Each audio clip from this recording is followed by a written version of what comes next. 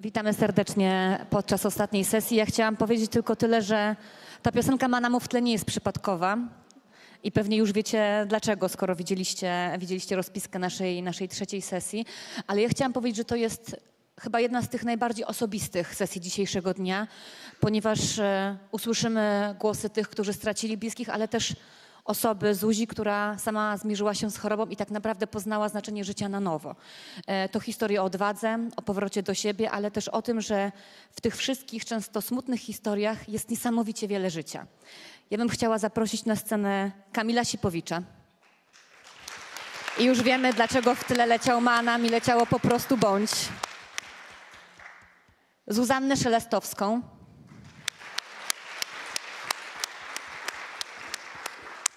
Anastazję Jakubiak i Marię Puchalską.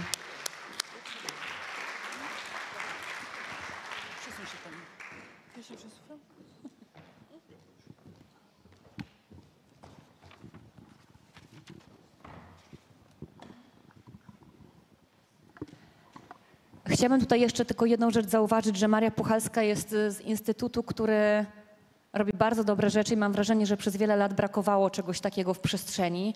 Instytut Dobrej Śmierci. To jest instytut, który trochę robi to, co my dziś. Mówi, jak mówić o żałobie, uczy żałoby i pokazuje, jak sobie z nią radzić, ale też pokazuje, że tak naprawdę można ją przeżywać. I od ciebie, Maria, chciałabym zacząć. Jak długo trwa żałoba? Jak przez nią przejść? Jak my możemy sobie z nią radzić i jak możemy pomóc samym sobie? Dzień dobry Państwu, jest mi tutaj bardzo miło.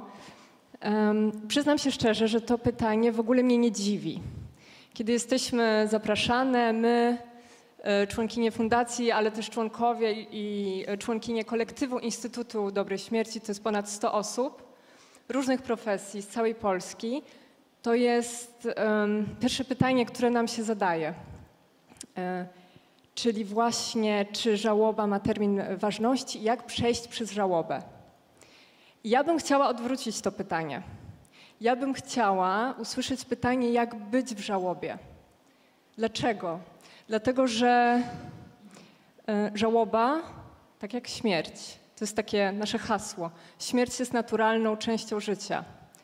Żałoba jest naturalną i immanentną częścią życia. My tracimy i będziemy tracić. Ja w ogóle bardzo lubię taką perspektywę, że trochę życie jest o stracie, że my nieustannie tracimy. I tylko dzięki temu możemy też zyskiwać i odradzać się na nowo. Ale żeby odpowiedzieć na to pytanie, żałoba nie ma terminu ważności. Ona może trwać do końca życia. To znaczy, jeśli mówimy o żałobie, która jest reakcją na stratę, jeśli mówimy o jakiejś takiej ogromnej stracie, my możemy ją przeżywać do końca życia. Natomiast żałoba jest bardzo dynamicznym procesem, więc ona się będzie zmieniać. Będą się też zmieniać emocje, które jej towarzyszą. Będzie się zmieniać nasze myślenie o tym. Wreszcie będzie się zmieniać nasza relacja z osobą zmarłą, ponieważ współczesne modele żałoby to właśnie tą relację ze zmarłą osobą stawiają w centrum. Czyli nie tak jak kiedyś było, że my coś przepracujemy, kogoś zostawimy za sobą, żeby pójść dalej, tylko kładziemy nacisk na to, żeby stworzyć przestrzeń aktywnie i dynamicznie, na to, żeby ta relacja wciąż mogła się rozwijać. Żeby można było w tym nowym życiu, które zawsze jest nowe, które jest inne, żeby właśnie można było znaleźć przestrzeń na tą relację. I wydaje mi się, że to jest znacznie bardziej wspierająca perspektywa, że my właśnie nie musimy nikogo zostawiać, nie musimy pójść dalej. Tak samo żałoba nie ma etapów. To nie jest linearny proces. Tak naprawdę te współczesne modele żałoby, one są tylko takim zaproszeniem do pytania, a jak my mamy? Bo my możemy nie odczuwać szoku, możemy nie odczuwać gniewu, możemy za to odczuwać ulgę na przykład. To jest takie bardzo niedocenione, taka niedoceniona emocja w żałobie. Możemy odczuwać wdzięczność. Więc też jak być w tej żałobie, to właśnie dopuszczać te wszystkie emocje, ponieważ wszystkie emocje w żałobie są naturalne. Absolutnie wszystkie. Nie ma jednej żałoby, nie ma jednego obrazu żałoby. I ja zachęcam do tego, żeby nie pytać, kiedy wyjdziemy z tej żałoby, tylko jak my w niej będziemy. Bo to jest bardzo trudne, ale też to może być piękny i naprawdę transformujący proces, który moim zdaniem w ogóle sprawia, że jesteśmy ludźmi. My tego etapu, tego momentu ulgi też nie powinniśmy się wstydzić, prawda? Że to jest normalne, że każdy z nas czasem po prostu może nie mieć siły już się opiekować drugą osobą. Oczywiście, oczywiście. Jeśli żegnamy osobę, jeśli osoba umarła po długim procesie chorobowym, albo jeśli relacja z tą osobą była dla nas trudna, jak najbardziej możemy odczuwać ulgę i nie musimy odczuwać wyrzutów sumienia z tego powodu. Każda emocja w żałobie jest normalna, absolutnie każda. My możemy też się cieszyć w żałobie. Możemy odczuwać euforię. Mówi się też o tym, że na przykład w żałobie, o tym się bardzo rzadko mówi, to już jest temat tabu w temacie tabu, że na przykład możemy odczuwać zwiększone libido w żałobie.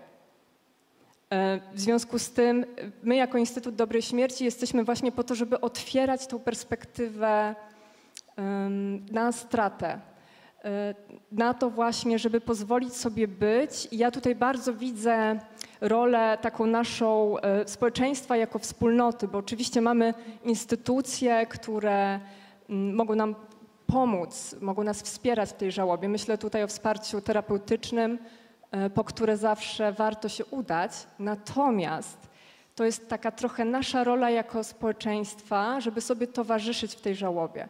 Bo wyobrażam sobie, jak łatwiej nam będzie, jeśli ta nasza żałoba będzie widziana i dostrzegana w miejscu pracy, wśród naszych bliskich znajomych, w szkole, na uniwersytetach, żeby nie oddelegowywać tego tematu do instytucji, podobnie jak tematu umierania czy tematu pochówku, tylko żeby trochę przywrócić na powrót właśnie temat śmierci i żałoby do takich kompetencji społecznych, bo my naprawdę je mamy.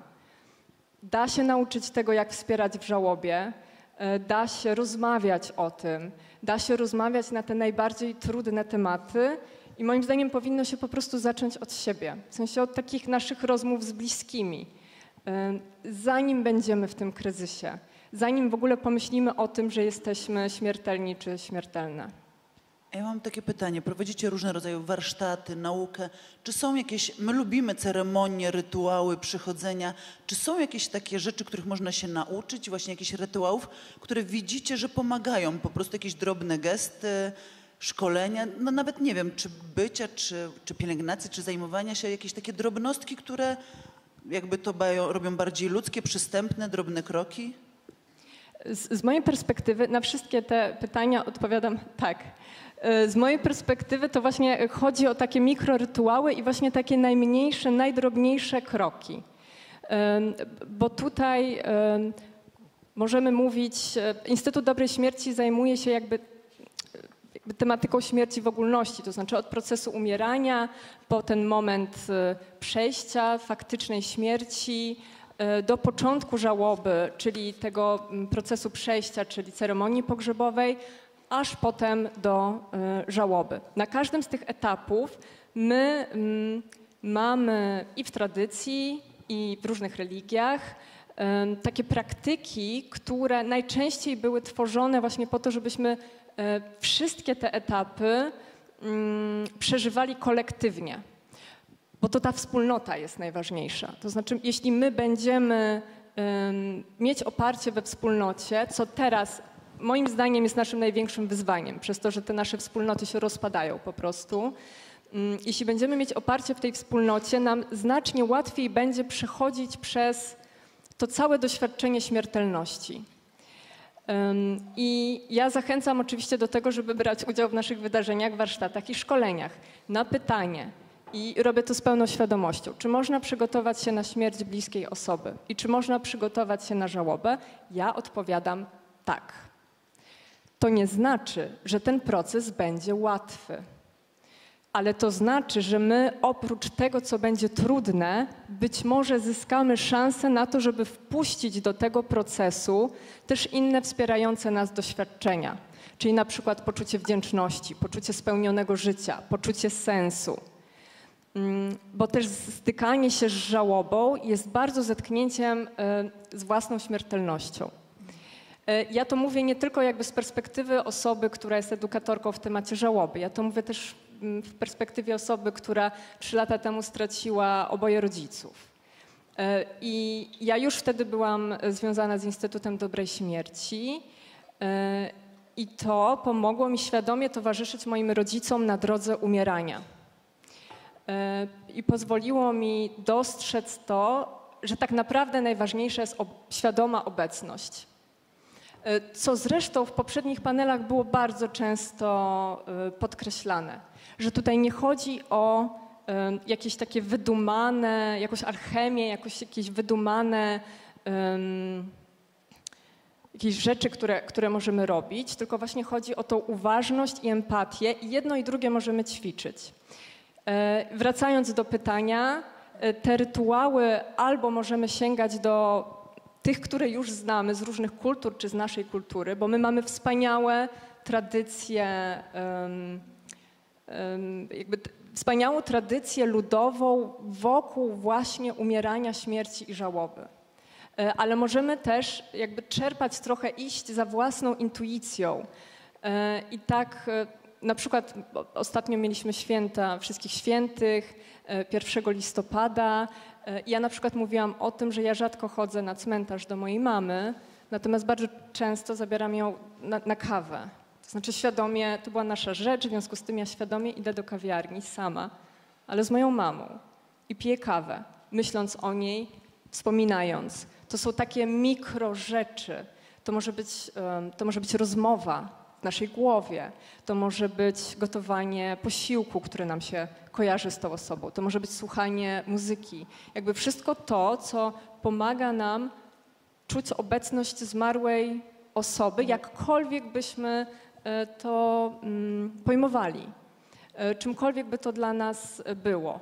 Bo to jakby kiedyś właśnie mówiono, że bano się właśnie trochę takiego utknięcia w żałobie, że ja się przykleję trochę do tej zmarłej osoby i nie pójdę dalej. Współczesne modele żałoby trochę mówią nam, żeby się nie bać, tylko żeby właśnie zrobić miejsce, bo dzięki temu też zrobi nam się miejsce też na inne rzeczy, to znaczy na życie, które się nie zatrzymuje, które cały czas się toczy i my być może łatwiej pozwolimy sobie na to, żeby te życie przeżywać, bo to jest coś, co często się w żałobie pojawia, to znaczy my się boimy, że my zapomnimy na przykład. Boimy się, że przestaniemy czuć rozpaczy, ponieważ jest to dla nas dowód na to, że myśmy kogoś bardzo kochali. I tak jak mówimy w Instytucie, żałoba jest drugą stroną miłości i one są nierozerwalne. Nie ma miłości i nie ma żadnej relacji bez żałoby. One są związane ze sobą. I to jest dla mnie w ogóle taka pełnia wszystkich relacji. Właśnie świadomość tego, że są te dwie strony. Anastazja, ty straciłaś Tomka pół roku temu, więc mogę powiedzieć chyba, że jesteś w żałobie. Ostatnio przeprowadzałam z tobą wywiad i powiedziałaś mi jedną fajną rzecz, że te stereotypy odnośnie do właśnie żałoby, że ty nie możesz się już uśmiechać, że to są takie stereotypy, że powinnaś siedzieć w domu i już pajęczyny cię powinny opleść, bo po prostu tak wygląda wdowa. Jak ty się odniesiesz do tych słów? Jak wygląda ta żałoba, kiedy ty czujesz, że Tomek jest z tobą? Bo wiem, że też gotujesz. Ja myślę, że chyba nie ma jednego schematu żałoby i zgodzę się, że to idzie falami, że są dni, w których się uśmiecham i śmieję się, są dni, w których gotujemy razem, też mam swoje rytuały z Tomkiem, są dni, w których nie chce mi się nic. I to chyba jest po prostu, no nie wiem, takie trochę dyskusyjne, czy można się przygotować na tą żałobę, bo jakby my bardzo dużo rozmawialiśmy o różnych scenariuszach, jak będzie żył i jak nie będzie żył. Myślę, że tą drogę mieliśmy dosyć mocno oboje świadomą, zarówno emocjonalnie, jak i też aspekty prawne, które były poruszane tutaj wcześniej i wiele, wiele innych. Natomiast kurczę, no to jest tak trudne, że te emocje biorą tak górę i ten kaliber jest tak ciężki, że tu jakby no nie ma żadnej ani złotej rady, ani żadnego schematu.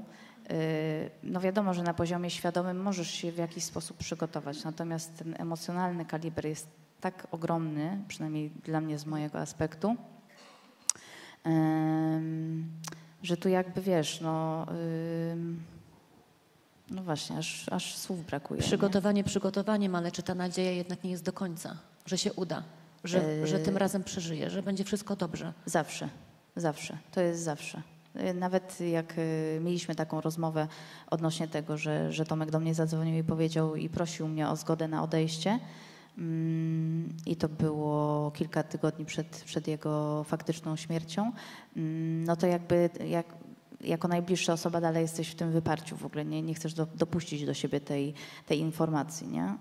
Pomimo tego, że on walczył i naprawdę starał się do samego końca, no to no wiesz, jakby ta nadzieja to jest coś, co ciebie trzyma do samego końca i daje ci siłę. A wyparcie ile się trzyma? Myślę, że ten etap pierwszego szoku u mnie to było jeszcze po jego odejściu, no to adrenalina, żeby zorganizować cały pogrzeb, wszystko tutaj, bo jesteś w działaniu. I najgorszy moment jest tak naprawdę po pogrzebie, kiedy to już ten etap się zamknął, już nic więcej się nie wydarzy i zostajesz jakby, no miałam bliskich, którzy byli ze mną, ale tak naprawdę jestem już sama w tej nowej rzeczywistości i wtedy potrzebowałam czasu, żeby to w ogóle zaakceptować i przyjąć. Więc ten etap szoku trwa troszeczkę. No właśnie, takie pytanie. Co byś chciała, żeby społeczeństwo wiedziało albo zmieniło w rozmowie o śmierci, o żałobie z punktu widzenia osoby, która w niej trwa? Czy jakiś przekaz taki dla ludzi właśnie, to co powiedziałeś, indywidualne emocje, ale jakąś taką wiadomość dla ludzi a propos przeżywania, co byś chciała zmienić w tym takim odbiorze, czego nauczyć, a propos właśnie będąc osobą świeżo po stracie? Co może się zmienić w postrzeganiu, w rozmowie, w debacie? Czy jest coś takiego, co byś chciała przekazać ludziom teraz, już jak trochę nabrałaś dystansu? Ja myślę, że przede wszystkim tolerancji, ponieważ jedni pójdą i będą codziennie chodzić na tańce, imprezy i odreagowywać to, bo może to był bardzo ciężki, długi moment bycia, trwania przy osobie chorej i muszą to odreagować. Inni z kolei zamkną się. Trzeci zrobią jeszcze zupełnie coś innego. I ja przede wszystkim nieoceniania i tolerancji, ponieważ każdy z nas przeżywa to inaczej. I tak jak mówimy o tym uśmiechu w tej żałobie, to nie jest nic strasznego uśmiechać się, mieć radość z życia, bo ta pustka, która pozostaje po tej osobie i to cierpienie, które czujesz w środku, no niczym tego nie zastąpisz. To musi być czas, który jakby uleczy tą ranę, w sensie takim, że nauczymy się z nią funkcjonować, że nie ma tej osoby, ale radzimy sobie z tym jakkolwiek, tak na co dzień. Natomiast absolutnie nie oceniać, nie? Że jak chcesz o siebie zadbać albo no kurczę, no to teraz już, nie wiem, powinna chodzić w dresie i wiesz, i źle wyglądać, to wtedy widać, że ona naprawdę cierpi, nie? A jak się już dobrze ubierze i zadba o siebie, to kurczę, no może jednak ona wcale go tak nie kochała, nie? I już się zaczynają, wiadomo, no jakby każdy lubi dodać komentarz od siebie, więc myślę, że to jest takie nie oceniajmy. I tak samo jak tytuł całej konferencji, po prostu bądź przy tej osobie chorej, to tak samo bądźmy przy tej osobie, która jest w tej żałobie. Czyli tolerancja, po prostu bycie. A z innych rzeczy, co było de facto bezpośrednio tutaj taką rzeczą, która mogła pomóc w tych najgorszych momentach? Nie wiem, dla mnie to jest odwrócenie uwagi, zajęcie się szybko czymś innym. Jak można pomóc? W sensie, czy przychodzić, rozmawiać, dotykać, słownie mówić różne rzeczy, zagadywać, czy lepiej zostawić? Myślę, że to jest indywidualne znowu. Natomiast na pewno nie jest, myślę, że dobra z mojego punktu widzenia taka stygmatyzacja, nie? Że no to jak ci teraz jest w tej żałobie, no a jak ma mi być, wiecie, no jakby fajnie jest, jak ktoś do mnie przychodzi i mówi, słuchaj, ja nie wiem, upiekłam takie ciasto, albo widziałam ten, albo najnowszy trend, a byłam w kinie, a może byś chciała pójść tam, jakby bycie w normalnych, codziennych rzeczach. I takie, że jakby nie musimy cały czas rozmawiać o tej żałobie, że jakby pójście do codzienności jest bardzo zdrowe i dobre, a jak ja mam taką gotowość i będę chciała o tym porozmawiać, że brakuje mi tego, czy jest mi z tym ciężko, to z najbliższymi się wtedy z tym podzielę. W trakcie trwania przy Tomku, kiedy chorował, też potrzebowałaś bardziej tej normalności niż tych pytań, jak on się czuje? Zdecydowanie i on tak samo, bo o tym rozmawialiśmy. Było dużo przyjaciół, którzy zadzwoniło do nas i po prostu otwarcie powiedziało, słuchaj, no przyjaźnimy się 30 lat, ale nie wiemy, jak się w tej sytuacji zachować, po prostu jest nam to bardzo obce i czujemy się niezręcznie, co robić. A ja mówię, no przyjść i pogadać z nim o piłce nożnej, o tym, co ostatnio ugotowałeś albo co twoje dzieciaki robią, nie? A nie o chorobie, bo my jesteśmy w tym cały czas non-stop. Fajnie też nie bać się móc powiedzieć po prostu, nie wiem, co robić. Pierwszy raz spotykam się z taką sytuacją, bo też pomimo tego, że ta śmierć gdzieś tam dookoła nas wciąż jest, wciąż się dzieje, to nie każdy się z nią spotkał na takim etapie, żeby móc umieć o niej rozmawiać, móc umieć się zachować w sytuacji, kiedy ktoś przewlekle ciężko choruje.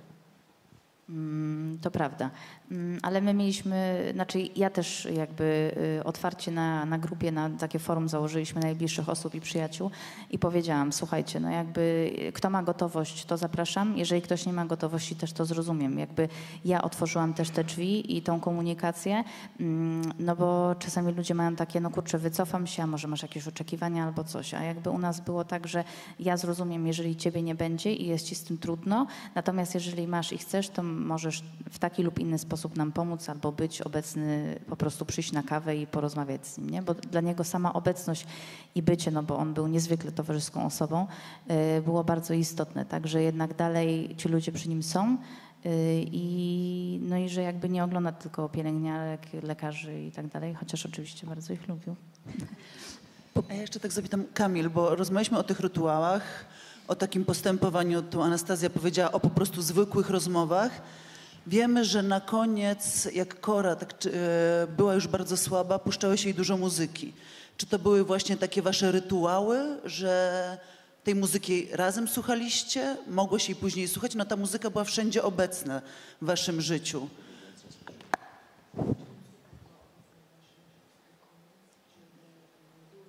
Rytuały.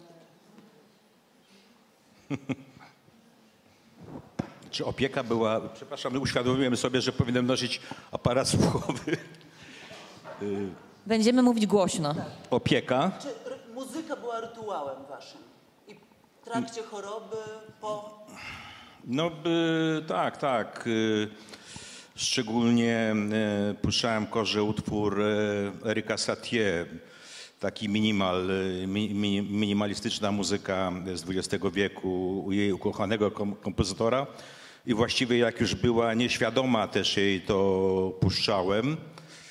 Ja mówię już o tym ostatnim etapie, ale szczerze mówiąc, no, jak jeszcze rejestrowała, to była zachwycona, ale jak było później, to przecież tego właściwie nie wiemy, jak była już nieprzytomna i nie kontaktowała.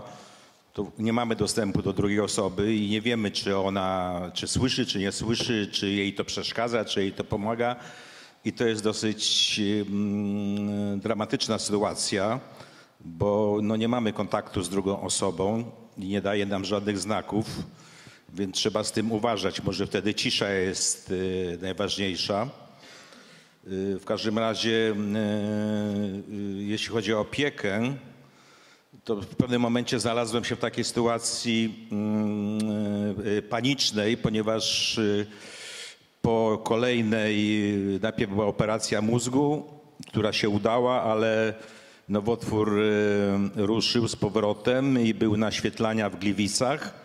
No i Kora zaczynała się zachowywać całkowicie irracjonalnie, ponieważ miała ogromną energię. Nie dawałem sobie z tym rady i byłem przerażony i mimo tego, że po śmierci Kory okazało się, że miała dziesiątki i setki przyjaciółek, to jakoś tych przyjaciółek wokół mnie nie widziałem i i w panicznej, po prostu nie potrafiłem sobie dać z nią rady i próbowałem znaleźć jakieś osoby, jakieś kobiety poprzez ogłoszenia, ale było to no, nieudane. Wydawało mi się, że to są jakieś oszustki i nie miałem do nich zaufania. I to był chyba najgorszy okres w tej całej tej długotrwałej chorobie, że nie mogłem znaleźć osoby, specjalistki od pomocy w umieraniu. No ale wreszcie jedna z przyjaciółek, która się okazała prawdziwą przyjaciółką, przyprowadziła Magdę, która była specjalistką i jak ja na przykład nie potrafiłem kory podnieść, bo nie umiałem zaprowadzić do toalety, to ona jednym palcem sprawiała, że i to po prostu taka specjalistka to jest największy skarb, jaki istnieje, bo Kora wobec mnie już w tej ostatniej fazie była bardzo agresywna, a wobec Magda Klorek się nazywała, nie była agresywna, bardzo jej się to podobało i ta kobieta wiedziała dokładnie po kolei, jak ze wszystkim postępować i dzięki niej te ostatnie momenty były dla mnie ogromną ulgą. Anastazja, ty byłaś przy Tomku jako opiekunka, potrzebował ciebie, chciał, żebyś to ty mu pomagała jak najwięcej. Wy przeszliście wszystkie etapy znajomości, ale na bycie opiekunem trudno się przygotować. Jak ty sobie radziłaś w tej sytuacji? Jak szybko zorientowałaś się, zdałaś sobie sprawę z tego, że ty potrafisz tym opiekunem po prostu być? Wiesz co, ja myślę, że tak, opowiem jakby w dwóch kwestiach. Jedno to samo bycie opiekunem i całe to doświadczenie paradoksalnie uważam za najpiękniejsze doświadczenie mojego życia. Ponieważ był to dla mnie, a w sumie dalej jest, dowód najpiękniejszej miłości i oddania dla Tomka, ponieważ obiecaliśmy sobie to podczas przysięgi małżeńskiej, ale ja po prostu go kocham najmocniej na świecie.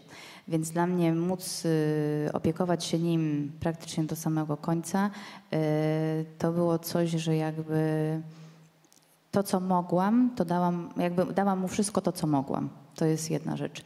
Natomiast stanięcie do tego bycia opiekunem, no na początku to ja miałam przerażenie, bo mówię, jak my to w ogóle ogarniemy, tak? Bo on był żywiony pozajelitowo, worki lecą bardzo długo, bo muszą lecieć powolutku. Wiesz, to musi być podłączenie w pełnej jałowości i tak dalej. Później zmiany już pozostałych opatrunków i innych ustrojstw, które miał ze sobą, no to jest praca cały czas i całą dobę. Oczywiście przyszedł taki moment, że już byłam też po prostu fizycznie zmęczona, ponieważ to było wstawanie do niego w nocy i niedosypianie i tak dalej. I to było bardzo trudne, ale też no to jakby, wiesz, to jakby jest dwie strony medalu są, że jakby to było bardzo trudne emocjonalnie i fizycznie, natomiast z drugiej strony niesamowicie piękne, bo my mieliśmy taką bliskość w tym wszystkim. On był mi wdzięczny za tą opiekę, którą dostaję i za tą czułość, że jestem z nim w tym, że jak on, no jednak wydaje mi się, że większość pacjentów onkologicznych jest w bardzo dużym lęku podczas tej choroby, to dziękował mi, że jakby w nocy przy nim jestem, bo noce były najgorsze, że go wspieram w tym. No i też jak czasami już były takie momenty, że leki przestawały działać i nic nie pomagało, no to wtedy łączyliśmy się razem, że ja po prostu siedziałam i on mówi, proszę pomódlmy się razem i ta modlitwa działała jak taka mantra, że to było jedyne, co nas uwalniało w tym wszystkim i sprawiało, że zarówno on zachowywał spokój, jak i ja. A czy miała Pani kogoś fachowego do pomocy? Czy była Pani z tym wszystkim sama? Na ostatnim etapie, 3 miesiące przed jego odejściem, mieliśmy pielęgniarkę, która nam pomagała. Ona przychodziła w ciągu dnia na kilka godzin, natomiast później już ta opieka, jakby pozostała doba, no to była po mojej stronie, nie? Czyli była to pomoc fachowa, chociaż no, mam wrażenie, że po tym, co Pani mówi, że finalnie się udało i że bez problemu pomogła. Bo to, co Pan Kamil mówił, brzmiało, szczerze mówiąc, dla mnie strasznie. Jak osoby, które są rozpoznawalne i u nas, i za granicą, mają taki problem ze znalezieniem pomocy, która fachowo im pomoże w warunkach domowych, prawda? Bo to wszystkiego nie da rady zrobić, prawda? Znaczy myślę, że znalezienie pomocy w warunkach domowych jest dużym wyzwaniem. Przede wszystkim też to jest tak, że to jest takie, ma plusy i minusy bycia rozpoznawalnym, bo to też chodzi o to, żeby ta osoba była zaufana, bo ludzie mają różne pomysły, jak przychodzą do nas do domu. No i też, ale przede wszystkim, co było taką wartością największą dodaną, to że my w tym wszystkim, łącznie z Gosią, która była naszą pielęgniarką, zaprzyjaźniliśmy się i u nas było bardzo dużo śmiechu, praktycznie do samego końca, że my cały czas sobie żartowaliśmy. Tomek miał bardzo duży dystans do siebie i żartował sam z sytuacji, w której się znalazł i ten śmiech był nieodzowny. No właśnie, ja bym chciała zapytać, bo obie tutaj, i Kamil, i Anastazja, to były no, bardzo głośne, medialne i choroby, i żałoby. I teraz to, co wybrzmiało przed chwilą, to było takie straszne wręcz, że niby wszyscy są, wszyscy patrzą, a ostatecznie zostaje się z tym samemu. I jak to wygląda właśnie, no bo to jest niestety żałoba i choroba w świetle reflektorów, a jednak czy to pogłębia samotność, czy pomaga? Znaczy ja mogę powiedzieć, jeśli chodzi o tą popularność, prawda, to z jednej strony jest to bardzo pomocne, no bo oczywiście byliśmy traktowani o wiele lepiej niż taki przeciętny Polak, ale z drugiej strony no też przedzieraliśmy się przez tą strukturę służby zdrowia, która obok choroby nowotworowej też jest czymś przerażającym. Jak to wszystko jest skonstruowane, wymyślone, moim zdaniem elementarnej logiki w tym brak, jak niektóre rzeczy, ja już tego nie śledzę, prawdopodobnie do dzisiaj funkcjonują. To naprawdę no, przykro powiedzieć, ale takie sytuacje, że Kora leżała, jeździła na chemioterapię do Szaserów, to jest szpital wojskowy w Warszawie, cieszący się dobrą opinią, ale na przykład mimo, że istniała ochrona, to dziennikarze, paparazzi wchodzili wręcz do pokoju, gdzie Kora leżała, szpitalnego, i ta ochrona nic nie robiła. To jest pierwsza sprawa. Druga sprawa, jeśli chodzi później o żałobę, no to w wypadku takiej osoby jak moja żona Kora, która była wielką piosenkarką, no to po prostu nie mogłem się jak gdyby odłączyć od jej osoby, bo bez przerwy albo słyszałem muzykę, była wszechobecna i to naprawdę to nie pomaga. No i jeszcze mnie zapraszano na jakieś pokazy, gdzie były filmy o Korze, no to ja rzeczywiście tam jeździłem, ale cały czas płakałem. No, chciałem to zrobić, bo mnie o to proszono, ale z drugiej strony to tylko pogłębiało rozpacz i ból, więc dlatego też między innymi po śmierci wyjechałem w taką podróż po Europie, to dosyć powiedziałbym samobójczą, ale jak widać samobójstwo się nie udało. No ale tam mogłem trochę odpocząć od tej jej takiej omniobecności, prawda?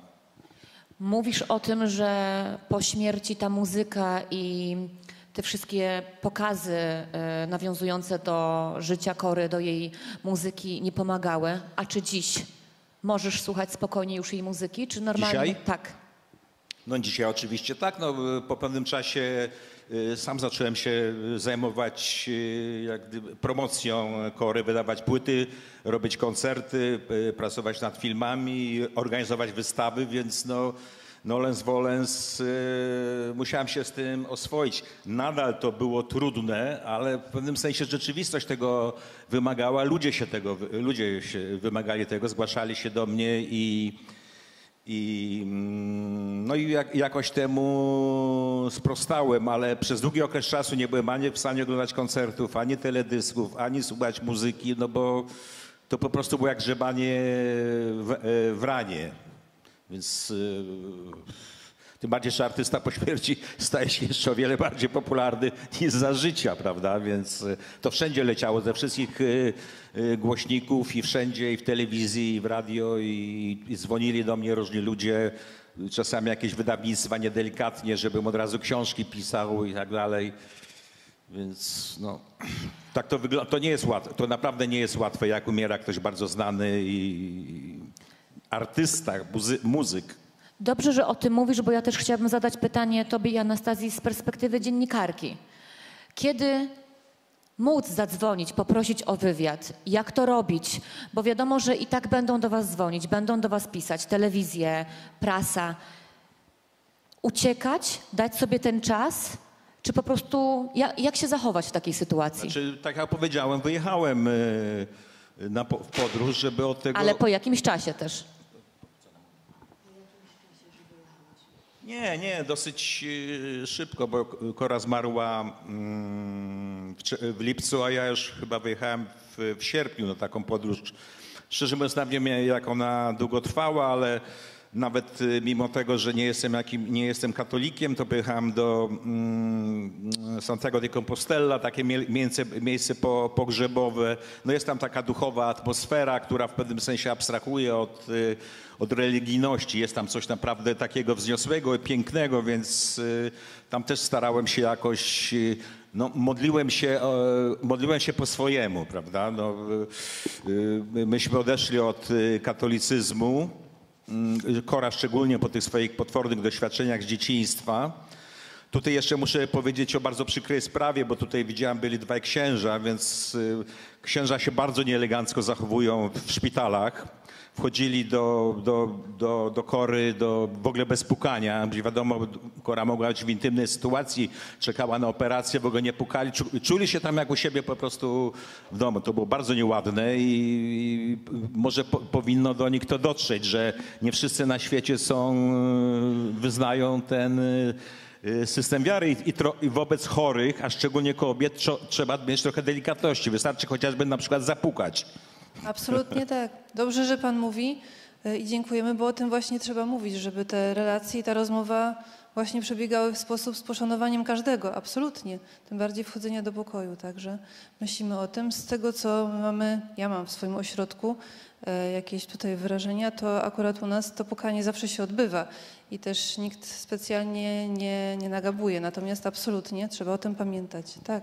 Właśnie to, co Klaudyna mówi, u nas ta godność tego pacjenta, który przechodzi przez chorobę nowotworową, jest bardzo ważna. No to jest osoba narażona na procedury, zabiegi, jest w różnych sytuacjach często zależna i właśnie to chyba dawanie tej namiastki, opieki, godności jest bardzo ważne w trakcie leczenia i opieki w ogóle. No tak, ale oczywiście to jest racja, co mówisz, tylko pamiętajmy, że te molochy, te szpitale to są fabryki śmierci. Jak się pojedzie na Ursynów, to jakie godności tam możemy mówić? Myśmy się z Korą pomylili raz na jakieś piętro, nie pojechaliśmy na ten oddział, co trzeba, to po prostu nas tak lekarz opieprzył. Albo lekarz, Kora bardzo prosiła, żeby już nie robił jej kroplówki z tych żył, które już miały całkowicie popękane, a on powiedział, że on wie swoje i zrobił swoje i później się przekonał, że zadał po prostu niepotrzebny ból. No. To jest fabryka, tam jest taka ilość ludzi, że nie ma tam miejsca na współczucie ani godność. Czego w takim razie z perspektywy pacjentki Zuza, ale też z perspektywy osoby towarzyszącej oczekuje się od lekarzy? Ja jestem pacjentką onkologiczną, już teraz w remisji i trafiłam na wielu wspaniałych specjalistów tak naprawdę, ale to też wiązało się po prostu ze znajomościami. I mimo tych znajomości trafiłam na jedną panią profesor, której nie zapomnę tak naprawdę nigdy, która na konsylium powiedziała, że mam wybierać, czy następnego dnia zabezpieczam płodność, czy przyjmuję chemioterapię. I to są sytuacje, w których mówimy tutaj o fabryce, bo to jest dokładnie to, że już zapominamy, gdzie jest rola pacjent-lekarz i że dla tak młodej 31-letniej pacjentki, jaką ja byłam, to było coś strasznego. Mimo ogromnej świadomości i badań, które wcześniej cyklicznie robiłam, screeningowe, żeby po prostu zapobiegać, tak mi się wydawało, lepiej zapobiegać niż leczyć. Także w momencie, kiedy jeszcze mało co wiem, jeszcze nie znam nawet nazwy nowotworu, a jak poznałam to przez pierwsze 3 tygodnie, nie potrafiłam tak prostej choroby jak potrójnie ujemny. To nie jest jakaś łacina, to jest coś bardzo prostego. Natomiast 3 tygodnie zajęło mi, żeby przyswoić, jak nazywa się moja choroba nowotworowa, więc no, według mnie Ta empatia powinna być na najwyższym poziomie, bo każdy z nas jest inny. I tak naprawdę mimo tego, że ja jestem w remisji, już dosyć dużo przeszłam, to cały czas też nie wiem dokładnie, jak rozmawiać z chorymi, bo każdy po prostu co innego oczekuje. Poszłam na studia, skończyłam psychoonkologię właśnie, żeby dowiedzieć się, dlaczego ja byłam tak otwarta w tej chorobie, dlaczego brałam udział w kampaniach Ministerstwa Zdrowia, a inni tak strasznie się zamykają i tak strasznie wstydzą tej choroby. No bo jednak choroba nowotworowa, tak samo żałoba, to jest w naszym kraju nadal wstyd. Nadal patrzymy na osobę z daleka i my współczujemy po cichu, jakąś taką litość wzbudzamy, że o patrz, to ta łysa chora, a ta w żałobie, ciekawe co przeżywa, ta ciekawość do ludzi. Łatwiej właśnie jest to, co Anastazja powiedziała, podejść i zapytać, co słychać, a jak nie, co słychać, no bo wiadomo, że czasem u nas nic nie słychać, kiedy leżymy w łóżkach. To po prostu opowiedzieć coś ciekawego, co się dzieje w waszych życiach. I no jedynie, co jeszcze mogę powiedzieć, że pacjenta frustracje są bardzo źle odbierane, a to jest tak naprawdę łatwe do wyprowadzenia. Pacjent ma mnóstwo pytań, na które szuka odpowiedzi. A tak najłatwiejsza droga jest do konfrontacji, do jakiejś kłótni między lekarzem a pacjentem. I moją złotą zasadą było podczas zdrowienia to, żeby zawsze wchodzić z uśmiechem na twarzy. Ja nie zadawałam zbyt wielu pytań, tylko dlatego, żeby mieć dobry kontakt. Ja się bałam, czy na pewno mnie wyleczą i czy na pewno będzie wszystko po mojej myśli, jeśli ja będę czegoś oczekiwać. Więc moją złotą zasadą było to, żeby wejść, uśmiechnąć się, zapytać, co słychać. I kiedyś usłyszałam fajną wypowiedź mojej onkolog w podcaście, która powiedziała, że są tacy, którzy przychodzą na oddziały, wkładają słuchawki, biorą laptopa i udają, że ich nie ma. A są tacy, którzy wchodzą i rozbijają piknik na tych oddziałach. I to ja byłam ta piknikowa. Autentycznie uciekałam od dziewczyn, które doradzały, bo każdy ma inne rzeczy, których nie lubią. Jedni lubią pytań, jak się czujesz. Ja na przykład w ogóle mi to pytanie, wręcz cieszyłam się, że ktoś jest zainteresowany i że mogę z kimś porozmawiać i w ten sposób zaczyna rozmowę. Natomiast dla mnie polecenia typu pij więcej tranu, weź witaminę C albo wlewy z tego, a tamten uleczył się ziołami, na mnie to działało jak płachta na byka. Ja nie mogłam sobie z tym poradzić, że właśnie odwiedzam firmę, w której pracowałam, w której byłam na zwolnieniu i ja będąc podczas chemioterapii, immunoterapii, 3 operacje przeszłam, radioterapia, a ludzie mi mówią, że mam jeszcze tran łykać. No to było... No ale to właśnie z perspektywy pacjenta trzeba też zrozumieć, że inni chcą dobrze dla ciebie, ale to było, no Polacy to są narkomani suplementów, jak dla mnie i to było najczęstsze. To jest wieczne doradzanie, co łyknąć. Czyli tak naprawdę w pani przypadku leczenie przebiegło dobrze i bez zarzutu, tylko kwestia tej komunikacji. My nie umiemy jak gdyby nie umieliśmy się dobrze z panią skomunikować, tak? Czy coś jeszcze? A jak się pani, jeśli mogę spytać, jeśli chce pani odpowiedzieć, jak to było, jak się pani dowiedziała o swojej chorobie? Czy to przebiegło jak mogło najlepiej dla pani? Tak, przebiegło, no generalnie najtrudniejszym czasem, jak śledzę i to, co ja przeszłam, bo jakby nie ma 2 takich samych pacjentów. Każdy z nas przechodzi wszystko inaczej. Nie ma żadnych według mnie schematów. I rzeczywiście w moim przypadku najtrudniejszy to okres był od biopsji do wyniku. I wiem, że dziewczyny też tak, mówię dziewczyny, no pacjenci, bo ja chorowałam na raka piersi obustronnego.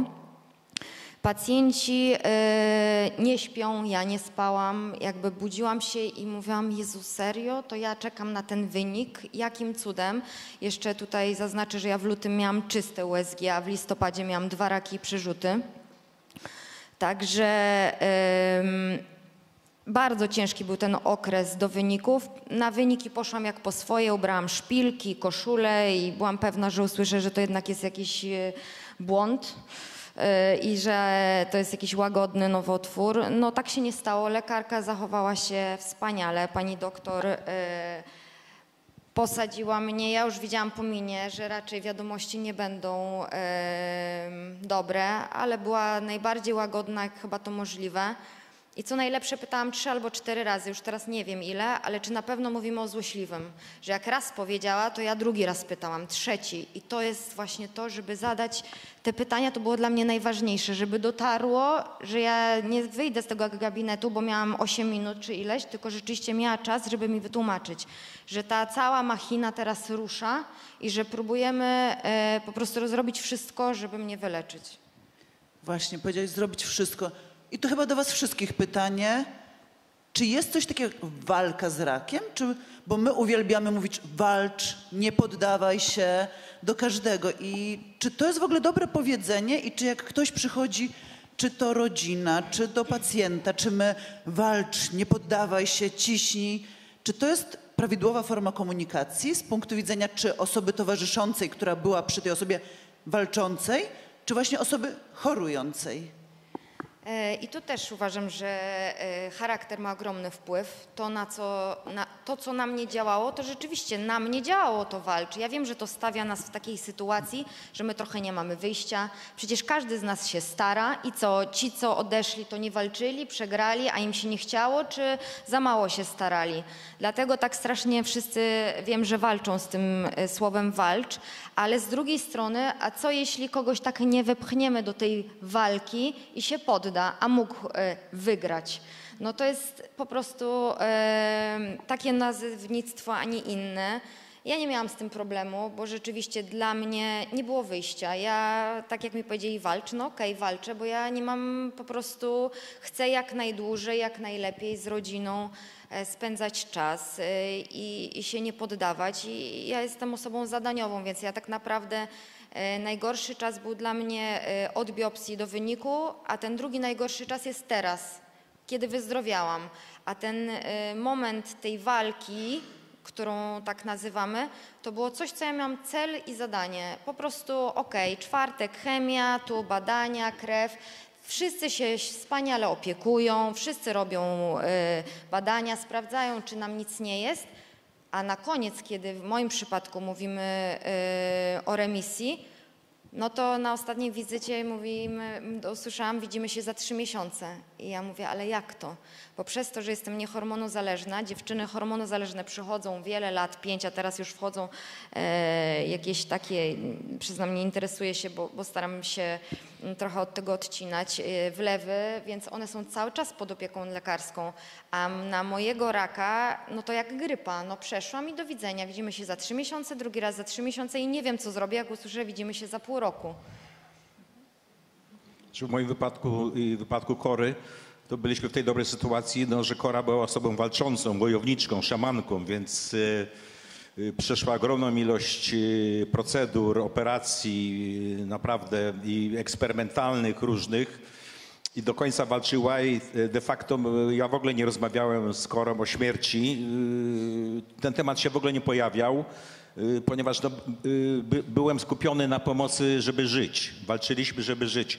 Pamiętam, że po pierwszej diagnozie, że jak się dowiedzieliśmy z rodziną, że to jest czwarte stadium raka jajników, no to rodzina była przekonana, że Kora zaraz umrze, a ja byłem przekonany, że na pewno zaraz nie umrze, że jeszcze, no, że będziemy walczyć. I naprawdę razem żeśmy walczyli, ale ona była bardzo silna i wierzyła do końca, że zwyciężymy.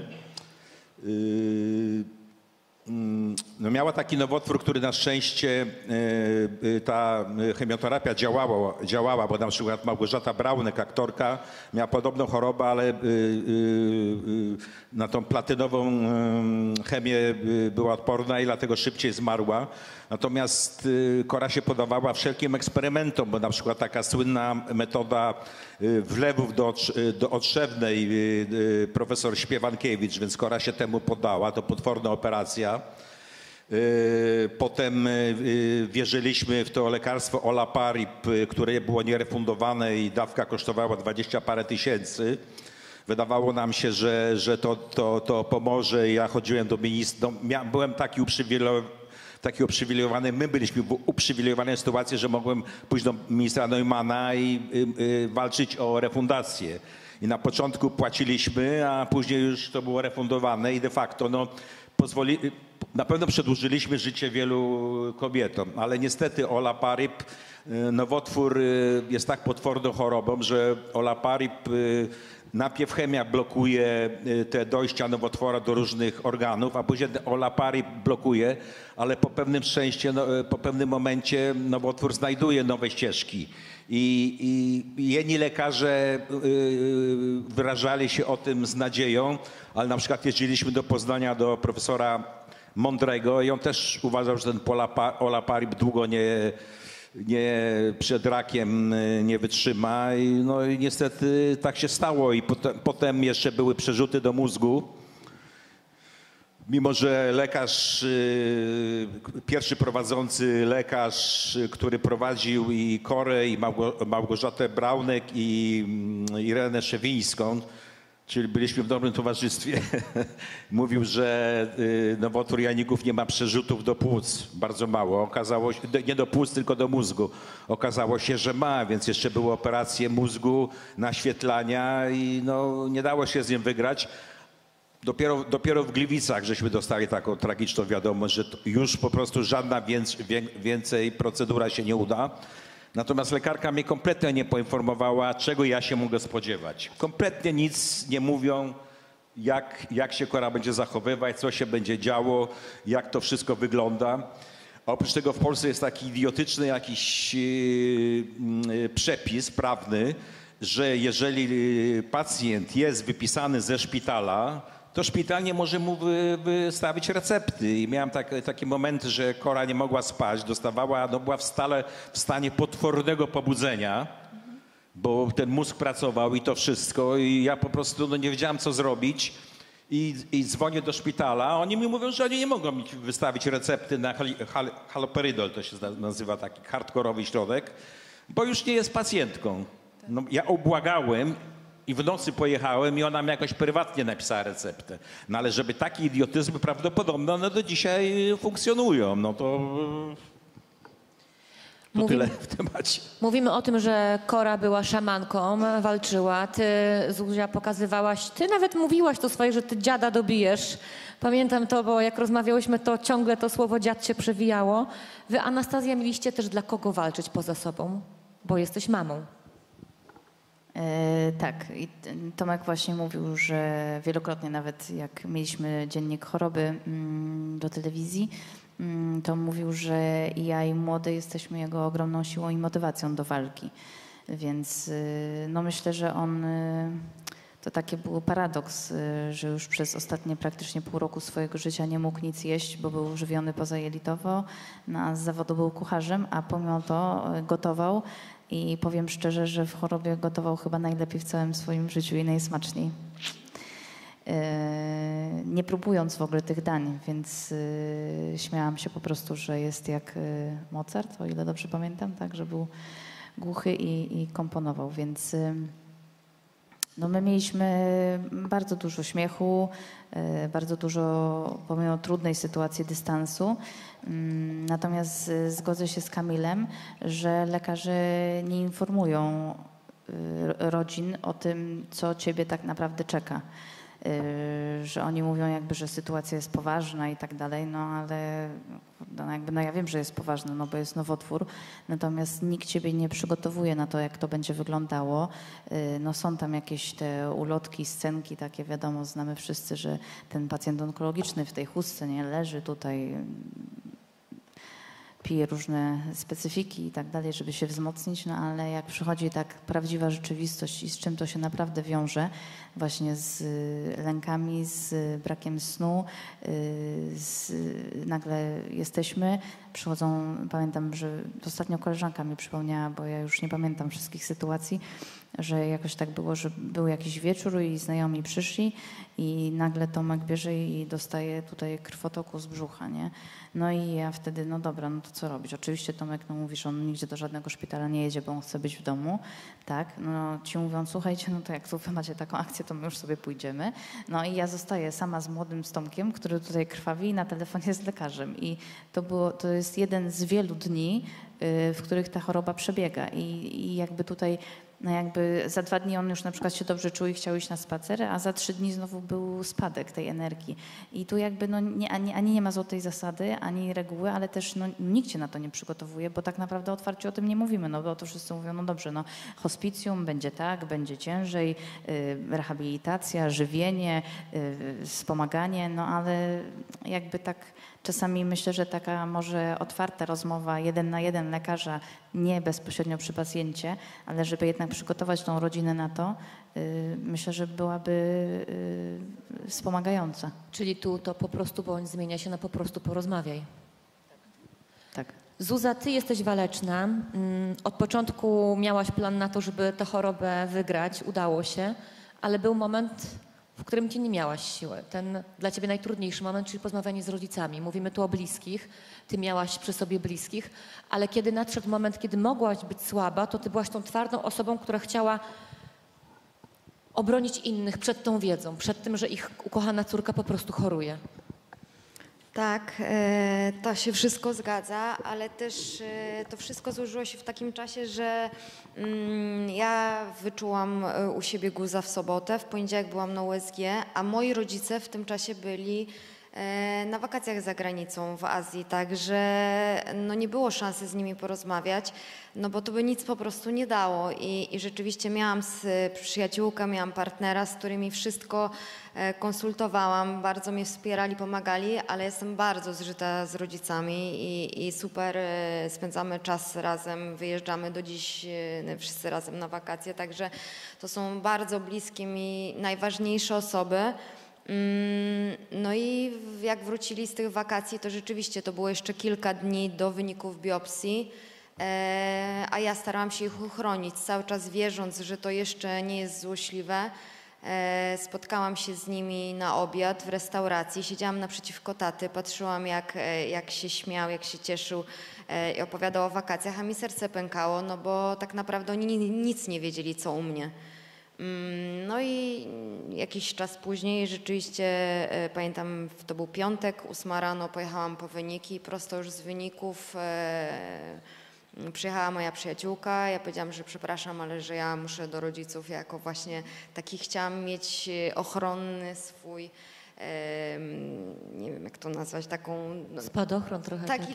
Tak, coś w tym stylu, że ja już muszę im powiedzieć i no była to najtrudniejsza rozmowa w moim życiu i chyba nic trudniejszego już mnie nie spotka, bo powiedzieć coś takiego osobie, z którą jest się tak związanym jak ja z mamą, którą starałam się tak strasznie ochronić. Moja mama 7 miesięcy ze mną w ciąży leżała, żeby mnie urodzić, bo wcześniej kilka razy poroniła, no to ta nasza więź jest tak silna, że ona chroni mnie, a ja ją i z dobrego serca po prostu marzyłam dla niej tak naprawdę, żeby to okazało się łagodne, nawet bardziej dla nich niż dla siebie. Właśnie, mam takie pytanie. Jakie emocje towarzyszą, kiedy dostaje się taką diagnozę? Czy to własną, czy rodziny o tej chorobie? Nie musi być nowotworowa, nieuleczalnej. Czy to jest właśnie rozpacz, smutek, chęć do walki, czy złość na świat, dlaczego ja? To tak chyba do wszystkich z was. Bo to pewnie każda odpowiedź może być inna, tak jak my jesteśmy inni, ale jakie emocje najczęściej dominują, jak dostajemy taką informację? Znaczy ja mogę powiedzieć z perspektywy Kory, to może zabrzmie dziwacznie, ale Kora się ucieszyła, jak się dowiedziała, że ma nowotwór, ale to z tego powodu, że przedtem 2 lata bardzo cierpiała i nikt jej nie powiedział, co to jest. Każdy mówił, że co innego. Jak wreszcie określono, że to jest nowotwór, no to paradoksalnie ta wiedza ją uspokoiła. No i zmobilizowała ją do walki. Naprawdę walczyła. I mimo tych słów krytycznych, które mówię o systemie opieki zdrowotnej, to jednak 5 lat dzięki temu systemowi udało się przeżyć. I zastosowane zostały najlepsze metody i to jest wielki sukces. Za to bardzo dziękuję i tym wszystkim lekarzom i tym wszystkim ludziom, którzy pomagali. Rozumiem, że są te niedociągnięcia, chorych na nowotwór jest coraz więcej i po prostu system nasz opieki zdrowotnej nie wytrzymuje tego. No wystarczy wejść do tych molochów, to tam tych ludzi jest gigantyczna ilość, więc dla takiej wojowniczki jak Kora 5 lat życia udało się uzyskać? No tak jak pan mówi, czyli jak gdyby z metodą jakoś dajemy radę, tak, tutaj i jesteśmy w stanie pomóc w chorobach. Natomiast kwestia tego, jak przekazujemy informacje, jak się wami opiekujemy. Co robimy, kiedy opuszczają państwo szpital, bo tu jest tak naprawdę duża luka. W momencie, kiedy chory jest w szpitalu, jeszcze jesteśmy w stanie zapewnić bardzo fachową, specjalistyczną pomoc, ale potem po tym szpitalu często trudno się dostać do hospicjum, trudno znaleźć pomoc taką domową, prawda? To już człowiek zostaje jeszcze bardziej sam. A Zuza, ty jakie miałaś emocje wtedy jeszcze? No to jest roller coaster pełen u mnie. To nie było tylko tak, oczywiście jak już usłyszałam, to był płacz, łzy w gabinecie, ale to była 8 rano, o 14 ja już się otrzepałam i byłam w klinice niepłodności, żeby zabezpieczyć płodność, bo chemioterapia, wiadomo, ja jeszcze nie jestem mamą, więc mogła uszkodzić. Ja miałam wszystkie emocje w sobie. Nie miałam nigdy do dziś w zasadzie tego, dlaczego ja.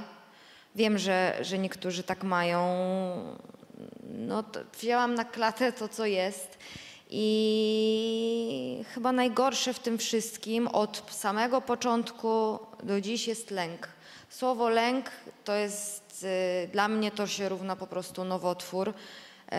Tak jak dla niektórych, jak słyszą rak, no to jest śmierć. Dla mnie słowo rak to jest ogromny lęk, lęk pacjentów, lęk bliskich, partnerów właśnie, którzy nam towarzyszą. To oni w środku nocy wstają, pomagają, miski wymieniają, no bo po chemioterapii wiadomo, jak to bywa.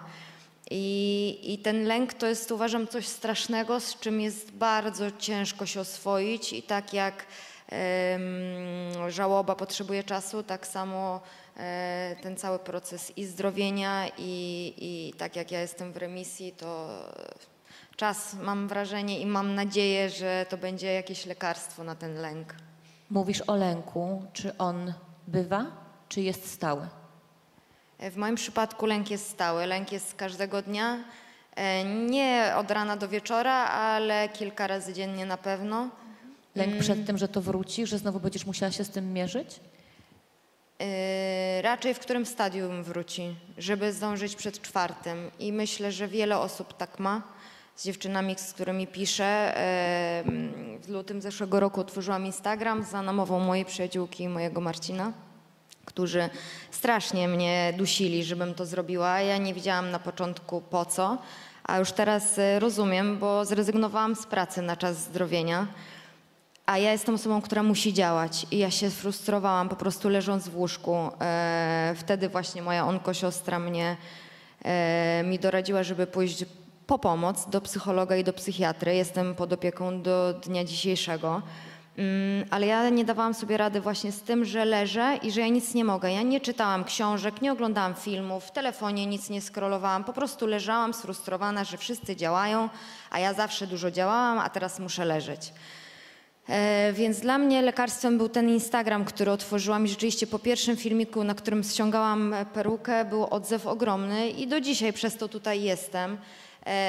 Bo rak mi nic nie dał, ja nie jestem wdzięczna za raka i nie rozumiem, wiem, że inni mogą tak mieć, natomiast ja absolutnie nie rozumiem tego i rak nic nie daje, prędzej zabiera, a to, co wspaniałego wyniosłam z mojej choroby, to ludzi, bo naprawdę to jest niesamowite, ile obcych ludzi potrafi się odezwać, wyciągnąć rękę, a czasem liczymy na tych bliskich, i to oni boją się odezwać, boją się spojrzeć na tą łysą głowę. Ja chodziłam wszędzie łysa, ja w ogóle nie nosiłam peruki. I starałam się oswajać właśnie, że to jest kwestia leków, leczenia i tego zdrowienia i że to tak wygląda ten proces. Mówisz onkosiostra. To są siostry, które spotykasz w chorobie. Nawet może ich nie znasz, bo widzicie się tylko na Instagramie, piszecie na Instagramie, ale wiąże was niesamowita więź. Tak. Wiążą was te same przeżycia. Dużo masz tych sióstr, onkosióstr, z którymi mogłaś porozmawiać, które ciebie wspierały, ale które później też ty wspierałaś, bo to ty byłaś tym dobrym duszkiem z piknikiem, który też kilka dobrych żyć tam trzymał. Tak, tak. mam trochę tych dziewczyn i właśnie po tej psychoonkologii okazało się, że jednak jestem zbyt empatyczna i za bardzo przywiązuję się do ludzi, bo byłam na wyjeździe z dziewczynami na Maderze. Był taki wyjazd, zadzwoniła do mnie dziewczyna, czy ja za 100 euro chcę jechać na Maderę na 11 dni. No nie wiedziałam w ogóle o co chodzi, ale mówię, no jasne, że chcę. No i pojechałam. Okazało się, że na miejscu były same dziewczyny po raku, w trakcie leczenia. No i teraz minął jakiś czas, my się znamy, przeżyłyśmy przez 11 dni kilka fajnych momentów wspólnie i kiedy rak wraca do nich i kiedy słyszę, że jakaś dziewczyna ma przerzuty albo że znowu coś znalazły u siebie, to ja to bardzo przeżywam. Po prostu jest to ogromne przeżycie i to jest to, o czym z nimi rozmawiam, że my się strasznie boimy, że to wróci, że właśnie w którym momencie wróci i już wiemy, z czym to się je, wiemy, jak wygląda to leczenie. No a jeśli będzie bardziej zaawansowane, to tylko może być gorzej, dlatego to jest takie trudne. A ja mam pytanie właśnie bardzo do Marii. Mówicie Instytut Dobrego Umierania, ale no to pacjenci onkologiczni tak samo. Czy właśnie macie jakieś, pracujecie nad tym lękiem, oswajacie go? Właśnie może to jest jakaś forma terapii, nauki, bo ten lęk tyle razy to słowo padło, że właśnie no, prosi się coś z tym zrobić. Czy właśnie poprzez spotkania, czym wy macie jakieś metody też w Instytucie? Naszą główną metodą na oswajanie lęków jest dawanie wiedzy. Wiedza potrafi oswoić lęk. Na przykład, jak ten proces, oczywiście on będzie proces chorowania i umierania i żałoby, on będzie silnie zindywidualizowany. Tak będzie. Natomiast my możemy mówić o tym, no właśnie, czego możemy się spodziewać, jak to może wyglądać, jak mogą wyglądać etapy umierania, bo to też są pewne objawy, które można zauważyć. Jakie są moje opcje leczenia, czy jeśli jestem w żałobie, udania się po pomoc, czy chociażby informacja o tym, że każda emocja w żałobie jest normalna i naturalna, to jest informacją, która może łagodzić właśnie ten lęk. Ten lęk, który może się brać z tego pytania, czy ja jestem normalny, bo ja tak to przeżywam. To jest jedno. Drugie, to co oswaja lęk, to wspólnota doświadczeń. To, o czym ty tutaj wspomniałaś, mówiąc o onkosiostrach. Czyli łączenie osób, które mają podobne doświadczenia. One nigdy nie będą takie same. Ale zupełnie inaczej się słucha osoby, która wiemy, że przeżyła coś podobnego. Więc właśnie tworzenie takich mikrowspólnot, czy kręgów żałoby na przykład.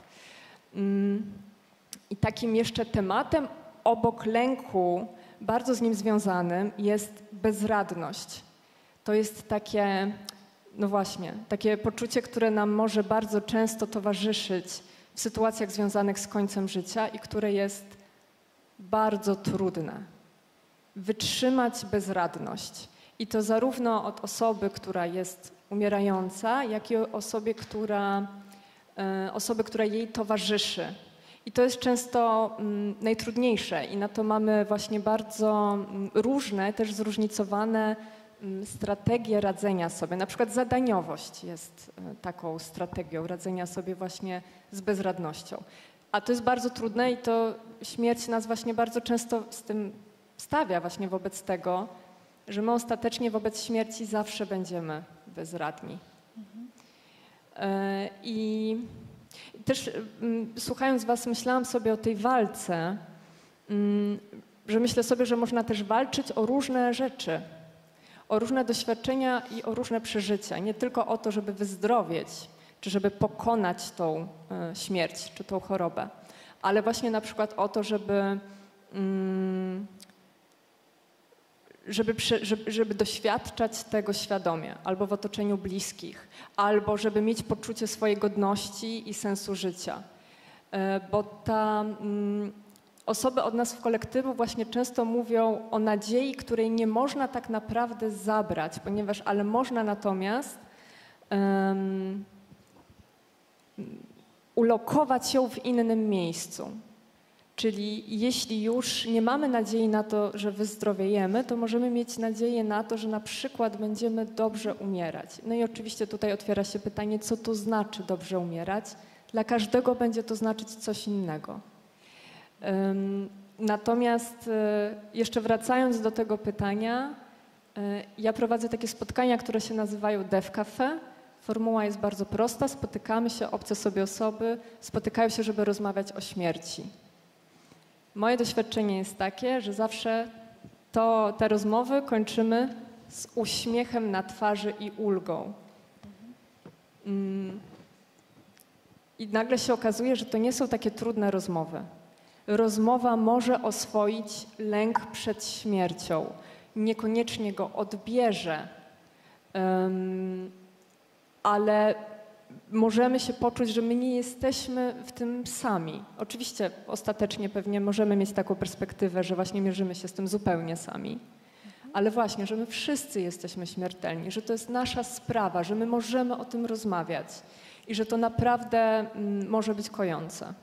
Maria, ja się zastanawiam, kto jest najczęściej takim waszym słuchaczem, kimś, kto do was przychodzi porozmawiać nie tyle o śmierci, co właśnie o życiu pomimo tej śmierci, która dzieje się wokół. Kobiety.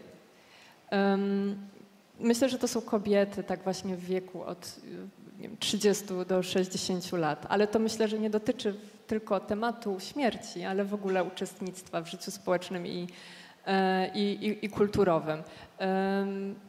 Oczywiście mężczyźni też się do nas zgłaszają, ale rzeczywiście jest bardzo dużo większa reprezentacja kobiet. Natomiast to są również osoby w żałobie, to są osoby, które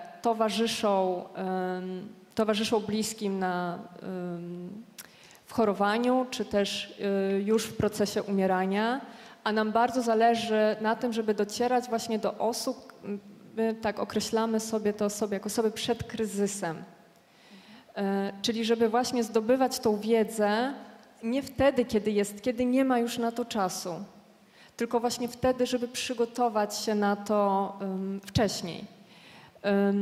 Żeby wiedzieć na przykład, jakie my mamy opcje, bo ja wiedząc o tym wcześniej, jak dowiedzieliśmy się, że moja mama ma nieoperowalnego raka żołądka, ja od razu wiedziałam, że mogę ubiegać się o pomoc hospicyjną.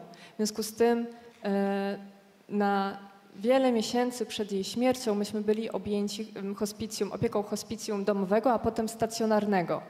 Dlatego, że ja to wiedziałam, że może tak być i że są inne instytucje, które mogą nam właśnie w tym pomóc. Ta praca, którą Państwo robią, Instytut Dobrej Śmierci, my tu podziwiamy z koleżankami Wasze inicjatywy, bo właśnie to jest to. Zaczynamy zastanawiać się o rzeczach, zanim one teoretycznie gdzieś tam wystąpią. A czy może Pani powiedzieć, jak to się zaczęło? Z czego wywodzi się geneza? Instytut powstał w 2020 roku i założyła go Ania Franczak. Ania Franczak, która się kształciła między innymi w Niemczech jako towarzyszka w żałobie i dula umierania. I ona, mieszkając już kilka lat w Polsce, zaczęła prowadzić taki blog Sprawy Ostateczne. I coraz więcej osób się zaczęło do niej zgłaszać, że właśnie potrzebna jest otwarta rozmowa o śmierci, że ten temat w Polsce jest bardzo stabilizowany, że no właśnie potrzebne jest wpuszczenie do tego tematu trochę czułości, trochę spokoju, trochę powiedzenie tego, że właśnie śmierć jest naturalna, jak ona może wyglądać. I tak właśnie powstał kolektyw Instytutu Dobrej Śmierci, czyli ludzie z różnych branży, bo są wśród nas artyści, przedstawiciele branży funeralnej, medycy, paliatywiści, psycholożki, bardzo wiele osób, które właśnie z różnych perspektyw patrzą na śmierć. Taka była ta idea, żeby wychodząc z założenia, że właśnie nie ma jednej opowieści o śmierci, że to jest właśnie też doświadczenie filozoficzne, duchowe, intelektualne. No i właśnie, i tak to wyszło właśnie, myślę, z jakiegoś takiej zbiorowej potrzeby właśnie, żeby z powrotem nauczyć się trochę mówić o tej śmierci i żeby właśnie ją przywrócić trochę zwykłym ludziom, bo ona jest bardzo mocno zinstytucjonalizowana, co też jest zrozumiałe, ponieważ chcemy zapewnić naszym bliskim jak najlepszą opiekę. Ale to trochę sprawia, że nie mając kontaktu ze śmiercią, no właśnie, ten lęk się wzmaga. A ja pamiętam, że na przykład wiedząc, jak może się objawiać umieranie, kiedy moja mama już była w hospicjum stacjonarnym i przyszły jej przyjaciółki, to ja im mogłam opowiedzieć, co się teraz z mamą dzieje. I to dla mnie to było bardzo wspierające, dla nich to mogło być wspierające, żeby właśnie zobaczyć, co się dzieje, że to nie jest... Oczywiście są różne sytuacje. Akurat ostatnie fazy umierania mojej mamy nie były dramatyczne. Za to jestem bardzo wdzięczna. Moja mama też żyła do końca i umierała bardzo świadomie. Bardzo. Więc to ułatwiało nam, jako tym osobom wspierającym, cały ten proces. Ale właśnie...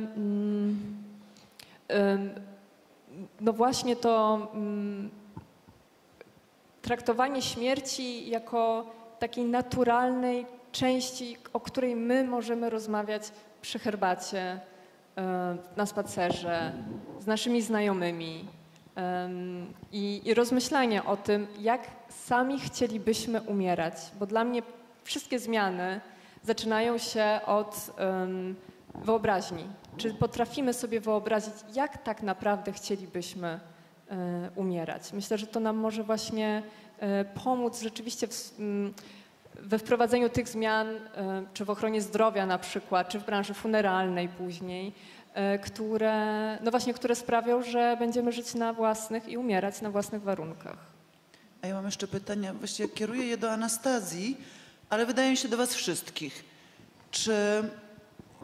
Co byście chcieli sobie powiedzieć sprzed tych wydarzeń, czyli tobie sprzed kilku miesięcy, Zuzi sprzed rozpoznania, nauczeni tymi doświadczeniami, czy przed chorobą, czy byłoby coś, co byście wrócić w czasie i sobie powiedzieć jakieś słowa, albo o sobie w takiej sytuacji?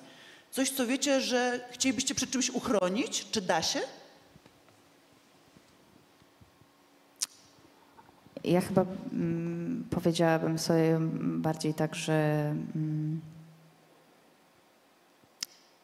nauczyłam się dużo cierpliwości, ale największą nauką z tego wszystkiego to było nauczenie się właśnie bycia w bezradności. I żeby wyłączyć się czasami z tego działania i biegu, a bardziej po prostu być w przytomku. Ponieważ ja z tego lęku na początku zafiksowałam się tak w działanie, że cały czas tylko szukałam innych i nowych możliwości, żeby uratować go. A on na przykład komunikował mi na początku, że bardziej potrzebuje mojej bliskości. I ja teraz sobie myślę, no ale jak ja mam leżeć z nim w łóżku, zamiast gdzie czas leci mi między palcami i nie działam, nie? W tym kierunku. A później następnym etapem było to, że nauczyłam się po prostu podążać jego wyborami, że to były jego decyzje odnośnie tego, czy on chce podjąć takie leczenie, czy inne. I ta tolerancja względem jego decyzji i uszanowanie tego, że to jest jego droga, też była bardzo trudna, więc chyba takie dwie rzeczy bym sobie powiedziała, żeby umieć być z nim mniej w działaniu i żeby po prostu szanować jego wybory, bo to jest jego droga choroby, chociaż jest to bardzo, bardzo trudne, będąc najbliższą mu osobą. Znaczy ja osobiście wydaje mi się, że udało mi się zrealizować, no jakoś sprostać temu doświadczeniu i osiągnąłem to jakieś maksimum, jakie można było osiągnąć. No, przede wszystkim też dzięki temu, że byliśmy znanymi ludźmi, Kora była wielką gwiazdą, więc jakoś tam to ułatwiło wszystko. Oprócz tego mieliśmy środki i mogliśmy mieszkać na wsi, pod Zamościem ze zwierzętami, z roślinami, z kwiatami, z ogródkami. I Kora przestała koncertować, ale nadal miała ogromną energię i nawet po chemioterapiach ci, którzy ją widzieli w programie Mass the Music, jak to się mówi, nie pękała i chodziła tam. Oprócz tego jej szaloną energię przełożyła na budowanie kolejnych domów, pielęgnowanie ogrodów, zajmowanie się zwierzętami, malowała Madonny, malowała obrazy, robiła wycinanki. Jeszcze tam kilka rzeczy nagrała, robiła podkłady do filmu, więc no, wszystko to było trochę chaotyczne. No ale widocznie tak musiało być. Od jednego lekarza do drugiego lekarza. Jeszcze mało ludzi zdaje sobie sprawę, że onkologowie bardzo między sobą walczą, te największe gwiazdy i się nie lubią i też trzeba umieć manewrować między nimi, dyplomatycznie postępować, więc do tego się nauczyłem. To jest taka wiedza, która mam nadzieję mi już nie będzie potrzebna. Ale z drugiej strony nie mogę ich skrytykować oficjalnie, bo przecież mogę wylądować kiedyś na oddziale i to na mnie by się źle odbiło. Więc to są bogowie, chociaż nie oszukujmy się, w starciu z nowotworem oni też nie są za bardzo mądrzy i my mówimy, że oni nie potrafią czasami odpowiedzieć na różne pytania, oni nie potrafią odpowiedzieć, bo sami nie wiedzą, jak się z tym postępować. Więc jeszcze jest taka sprawa, że nigdy z Korą nie rozmawiałem o śmierci, ponieważ byłem tak skupiony na praktyce, na działaniu, że gdybym zaczął teoretyzować i rozmawiać o śmierci, to po prostu popadłbym w rozpacz i ta rozpacz mi uniemożliwiła działanie. Więc to było po prostu taka taktyka. W pewnym sensie mam o to pretensje do siebie, że nie pożegnałem się na przykład z Korą, nigdy z nią nie przeprowadziłem takiej poważnej rozmowy, ale aż do samego końca, jak już nawet ukrywałem, nie przyjeżdżało hospicjum, tylko przez telefon się z hospicjum kontaktowałem, żeby się nie pojawiło to słowo hospicjum, bo jak się już pojawia słowo hospicjum, to już wiadomo. Więc do końca jak gdyby, przecież wiedzieliśmy jak jest, ale cały czas była ta walka do końca. No bez takiej metafizycznej klamry powiedziałbym, chyba że tą klamrą była ta muzyka, ten Genopedia to się nazywało, tego kompozytora. A jeżeli mógłbym jakąś też radę dać i informację, to dwie rzeczy. Przede wszystkim bardzo ciekawa rzecz jest to, co ty mówiłaś, że się pojawiają zupełnie nieoczekiwani przyjaciele, a ci, którzy wydawałoby się, że są przyjaciółmi, nie są. Więc tu się bardzo wszystko układa zupełnie inaczej jest, niż tam się wydaje. Oprócz tego pojawiają się tak anioły, naprawdę. Czasami pojawiają się ludzie, których w ogóle nie znałeś i ci pomagają w taki cudowny sposób i dają ci nadzieję. Więc takie mieliśmy przypadki. Ostrzeżenie jest takie, ale to dotyczy głównie sławnych ludzi, że pojawia się straszna ilość świrów, szarlatanów, którzy przychodzą i mówią, wyleczyłem już 1000 osób, wyleczę cię natychmiast. Albo przy pomocy świętej wody, albo psychodelików, albo specjalnej terapii i tak dalej. Wtedy, ponieważ my oczekujemy czegoś takiego, więc bardzo dużo ludzi się daje na to nabrać. Więc uważajcie na to. I tyle. Zuza? Tak siedzę i myślę, co ja bym sobie powiedziała przed chorobą i nie wymyśliłam, bo ja miałam taką armię ludzi, bliskich mi osób, które sprawiły, że ja przeszłam przez to podniesioną głową do góry, chociaż Marcin, mój obecny na sali, by powiedział, że leki na menopauzę dały jemu w kość bardziej niż mi. Także tak musiało być. Przeszłam najlepiej jak potrafiłam i nie chciałabym tego robić drugi raz, ale wszyscy chorzy walczą, to nasze ulubione słowo walka, na tyle ile potrafią i no i robimy wszystko, co możemy najlepiej, a to, czego oczekujemy, to właśnie uważam, że blisko po prostu być, tak jak nazywa się konferencja i to nie dotyczy tylko rodziny, ale także lekarzy, którzy czasem zapominają, że to nie tylko jednak praca, ale też człowiek i druga osoba. Ja zanim zadam kolejne pytanie, to chciałam tylko wszystkim powiedzieć, bo tutaj pani rzecznik pewnie gdzieś tam kątem oka na nas patrzy, że ta dzisiejsza konferencja będzie cała zapisana i będziecie mogli ją później obejrzeć. Także jeżeli ktoś musiał wyjść na chwilę, coś mu umknęło, ale chciałby powtórzyć, to wszystko będzie jeszcze z napisami anglojęzycznymi. Ale ja bym chciała powiedzieć jedną rzecz, bo patrzę na waszą trójkę i widzę was w totalnym działaniu. I wiem, że często jest tak, że z bólu rodzą się piękne rzeczy. I z bólu również zrodziła się piękna rzecz, Anastazja, w waszym przypadku, bo powstała fundacja imienia Tomka Jakubiaka, czyli w kosmosie. O czym jest ta fundacja? Dla kogo jest? Kiedy to powstało? Bo stworzyliście to razem.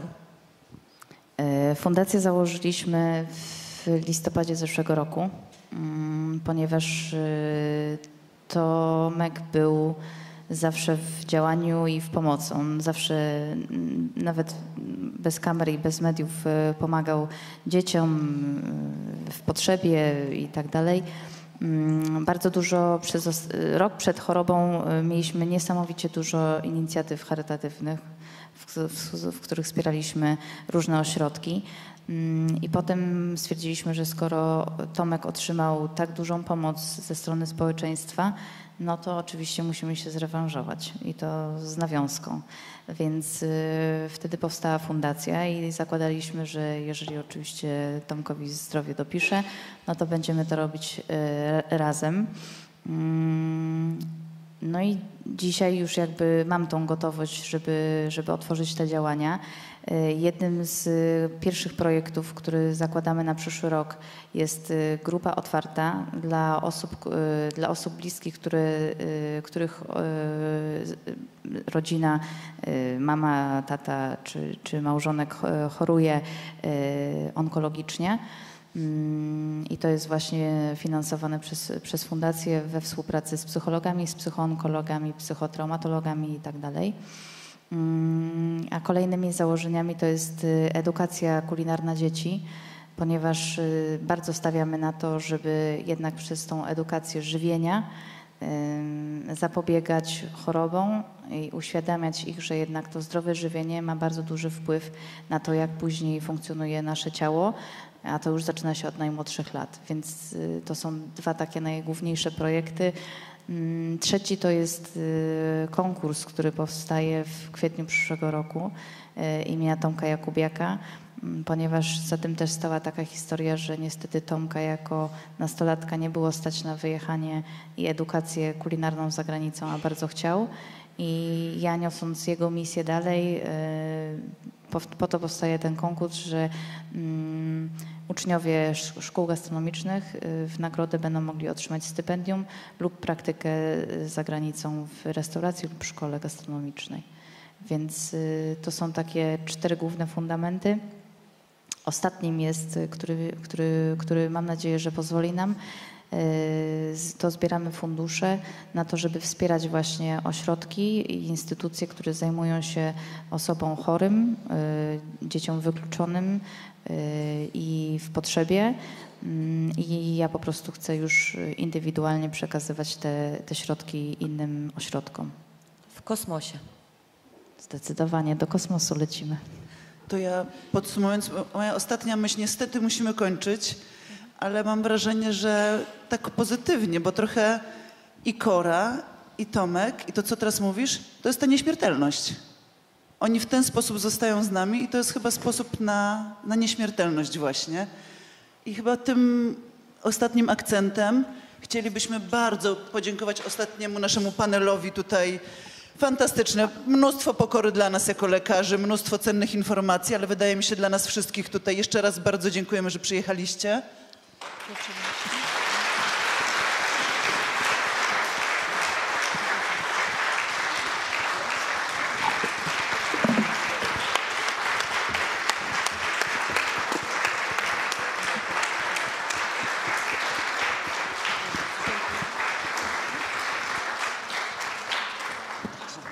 I jeszcze przepraszam, że przejdziemy chciałem jeszcze tutaj z Klaudyną i z naszym szefem, tam Konradem Jaroszem, który już nie będzie chyba do nas dołączył, podziękować Państwu, jeszcze raz wszystkim, którzy nam pomogli to zorganizować, wszystkim patronom. Mam wrażenie, że to było coś fenomenalnego. Ja słuchałam z wypiekami na twarzy. Mam nadzieję, że podzielacie nasze opinie. Chcielibyśmy, żeby to kontynuowało, rozpoczęło jakąś debatę o różnych tematach, żeby się ich nie bać. Bardzo dziękuję Klaudynie, która znosiła nasze wspólne nocne i nie tylko nocne rozmowy i jest fenomenalną Było cudownie, osobą jak i jej zawsze. dziękuję. Również Agato, bardzo Ci dziękuję za to Twoje wyobrażenie, Twoje marzenie, które stało się naszym marzeniem i udało się spotkać tutaj w połowie drogi. Dziękujemy Państwu, dzięki Państwu i dla Państwa tu jesteśmy. Mamy, tak jak Agata mówiła, nadzieję, że to jest pierwsze ze spotkań, które będą nas tutaj witać. Być może znów się uda w naszej wspaniałej scenerii w Filharmonii. Dziękujemy. Mamy nadzieję, że cokolwiek może się zmieni na lepsze, albo jeśli było dobre, to pozostanie.